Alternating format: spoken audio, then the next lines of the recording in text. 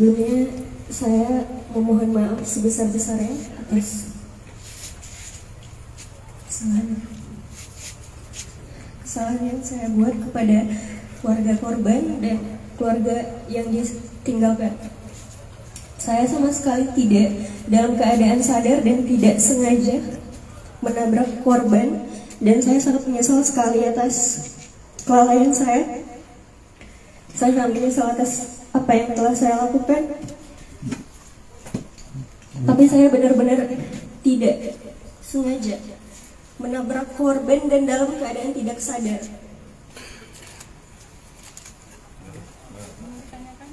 Berarti memang lagi mabuk ya?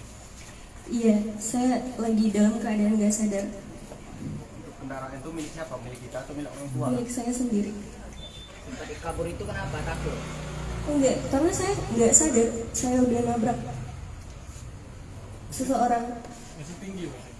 Enggak, saya dalam pengaruh alkohol. Sering karaoke ya?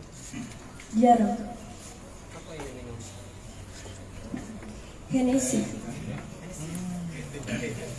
Oke, cukup ya. Masih kuliah ya? Dan kuliah di mana aja? Kuliah di mana? Adura. Komunikasi atau kedokteran? Download Tribun X sekarang, menghadirkan lokal menjadi Indonesia.